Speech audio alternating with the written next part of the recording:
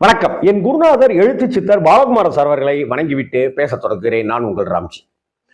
தமிழ் சினிமாவில் ஒரு பெரிய ட்ரெண்ட் செட்டர் படமாகவும் மிக பிரமாதமான ஒரு வெற்றி படமாகவும் அமைஞ்சு வசூலில் ஒரு தெறிக்க விட்ட படம் தான் விக்ரமன் சாருடைய சூரிய வம்சம். இந்த சூரிய வம்சம் சரத்குமாருடைய கரியர்ல மிக முக்கியமான படம். சரத்குமார் ராதியா ஜோடி ரொம்ப பாந்தமான ஜோடி அப்படின்னு நம்ம அந்த படத்துல பார்த்தோம். இன்னைக்கு அவங்க வாழ்ந்து காமிச்சிட்டு இருக்காங்க.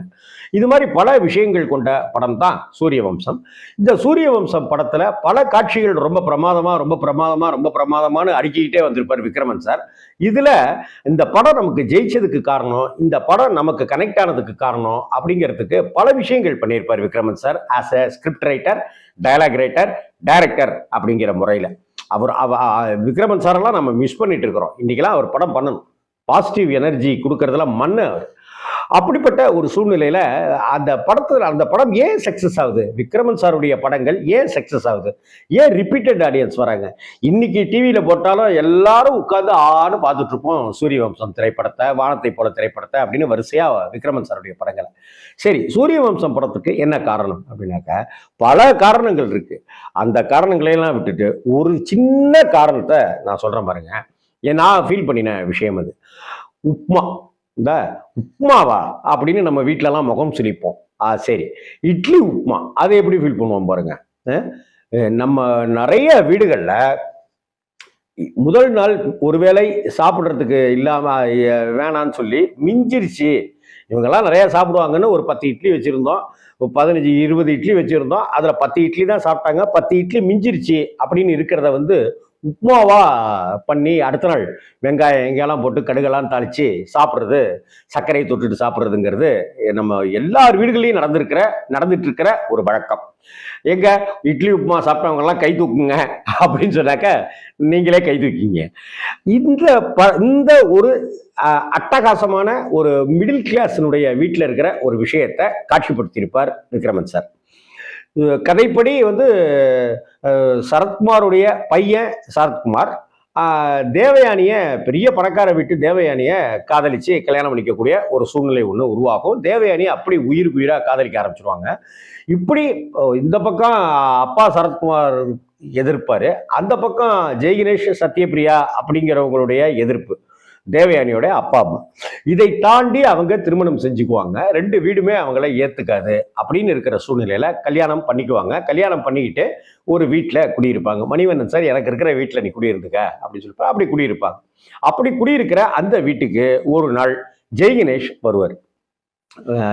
நான் உங்க காதலுக்கெல்லாம் சம்மதம் தாம்மா, எனக்கு அதை பத்திலாம் ஒன்றும் இல்லை, உங்க அம்மாவுடைய குணம் தான் தெரியுங்கள அப்படின்னு சொல்லிட்டு ட்ரெஸ்ஸை கொடுப்பாரு. இல்லப்பா, நீங்களும் அம்மாவும் சேர்ந்து வரும்போது ட்ரெஸ்ஸு கொடுங்க, நான் அப்போ வாங்கிக்கிறேன் அப்படின்னு தேவயானி சொல்லுவாங்க. உங்க அம்மாவை போலவே உனக்கு பிடிவாதம் ஜாஸ்திமா அப்படின்னு சொல்லிட்டு ஜெய்கணேஷ் சொல்லுவார். அப்பா முதல்ல வந்திருக்கீங்க, ஏதாவது சாப்பிட்டு பாருங்க அப்படின்னு சொல்லுவாங்க. அந்த சீனுக்குள்ளாரையே ஒரு அழகு பண்ணியிருப்பாரு விக்ரமன். நம்முடைய பொண்ணு இப்படிப்பட்ட ஒரு ஏழையா இப்படி இருக்கிறாளே அப்படின்னு வருத்தப்படுறதுக்கே வேலை இல்லாம நம்ம பொண்ணு எவ்வளவு அன்பா சந்தோஷமா பாத்துக்கிற ஒரு புருஷனோட வாழ்ந்துட்டு இருக்கிறா அப்படிங்கிறதுக்கு ஒரு சீன் வச்சிருப்பாரு. அந்த சீன்ல இருந்து தான் அந்த காட்சியே அடுத்தடுத்து அடுக்கடுக்கா போகும். என்னன்னாக்கா ஜெய்கணேஷ் வரும்போது, என்னம்மா கையில ஏதாவது அடிபட்டுச்சாமா அப்படின்னு கேட்பாரு. ஏன்னாக்கா சரத்குமார் ஊட்டி விட்டுட்டு இருப்பாரு. இல்லையப்பா, ஏன்பா அப்படின்னு. இல்லை, மாப்பிள்ளை உனக்கு ஊட்டி விடுறாரு அதனால. இல்லைப்பா அப்படின்னு சொல்லிட்டு கையில் அப்படி காம்பா தேவயானி கைக்கு மருதாணி போட்டிருப்பாங்க. ஸோ கைக்கு மருதாணி போட்டிருக்கிறதுங்கிறது ஒரு சந்தோஷமான மனநிலையில் இருக்கிறவங்களால தான் கைக்கு மருதாணிலாம் போட்டுக்க முடியும். அதை சொல்லிடுறாரு.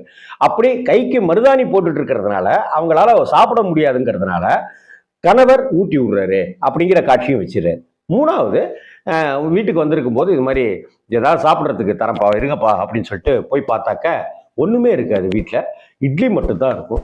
ஐயோ என்ன செய்யுது அப்படின்னும் போது, ஏங்க இது ஒரே சர்க்கரை கொஞ்சம் கூட இல்லை, நீங்கள் போய் கடையில் போய் சர்க்கரை கொஞ்சம் வாங்கிட்டு வந்துடுறீங்களா, அப்படியே போய் 2 வடை வாங்கிட்டு வாங்க அப்படின்னு சொல்லி சரத்குமார் அனுப்பிச்சிட்டு, அப்பா உப்மா ஓகேப்பா அப்படின்னு சொல்லிட்டு தேவயானி கேட்பாங்க. ஓகேம்மா எதுவாக இருந்தாலும் கொடுமா அப்படின்னு சொல்லியிருப்பார். உடனே இட்லியை போட்டு அப்படியே உதுத்து அப்படியே போட்டு கடுகுலாம் தாளித்து சட்டியில் போட்டு அதை அப்படியே இட்லியை பிச்சு போட்டு கடுகு தாளித்து இட்லி உப்புமாவாக மாற்றுவாங்க. அதுக்கு தொட்டுக்கிறதுக்கு சர்க்கரையும் வடையும் வந்துருமா கொண்டு வந்து வச்சுருவாங்க. என்னம்மா இது இவ்வளவு பிரமாதமா சமைக்கிற நீனு, வீட்டுல நீ ஒரு நாள் கூட அடுப்படியிலே இருந்தது இல்லையே அப்படின்னு ஜெயினேஷ் கேட்க, பணக்காரத்தனம். இல்ல அப்படின்னு சொல்லிட்டு அவன் சிரிச்சுக்கிட்டு அப்படியே மழுப்ப, ரொம்ப டேஸ்டா இருக்குமா, என்னம்மா அது, இது வந்து இட்லி உப்புமாப்பா, இப்படி ஒரு உப்புமா நான் சாப்பிட்டதே இல்லையா ஜெயினேஷ் கேட்பாரு. இல்லப்பா, இட்லி எல்லாம் பிச்சு போட்டு இது மாதிரி பண்ணினேன்ப்பா அவசரத்துக்கு அப்படின்னு சொன்ன உடனே, அந்த அந்த அந்த குடும்பத்துல அந்த ஏழ்மை நிலைக்குள்ளார தன்னுடைய பெரிய பணக்கார பொண்ணு மகள் வந்து அடாப்ட் ஆயிட்டா, அதை வந்து அதை ஒரு பெரிய ஒரு கில்ட்டியாலாம் ஃபீல் பண்ணல, நெலிஞ்சு ஒரு நாணலை போல வளைஞ்சி அதுக்கு இதாயிட்டா அப்படின்னு ரொம்ப பெருமிதத்தோட இருப்பார் அவர். எனக்கு கொஞ்சம் கையில் கொஞ்சம் கட்டி கொடுமா அப்படின்னு சொல்லி கேட்க, கையிலையும் அந்த இட்லி உப்புமாவா கொடுப்பாங்க. இந்த இட்லி உப்புமா அப்படிங்கிறது அந்த சீனில் வைக்கிற ஒவ்வொரு டயலாக்குக்கும் ஒவ்வொரு கேரக்டரினுடைய எக்ஸ்பிரஷனுக்கும் நம்ம கிளாப் பண்ணிக்கிட்டே இருப்போம், நெகிழ்ந்துக்கிட்டே இருப்போம்.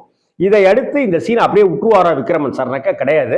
வீட்டுக்கு போய் தன்னுடைய மனைவி சத்யபிரியா கிட்ட அந்த விஷயத்த சொல்லுவாரு. அவ என்ன அழகா அவ சமைச்சிருந்தா தெரியுமா, அப்பா அப்பா எவ்வளவு சுவையா இருந்தது இட்லி உப்புமா அப்படின்னு சொல்லிட்டு அந்த டப்பாவை கொண்டு போய் ஒரு இடத்துல வைப்பாரு.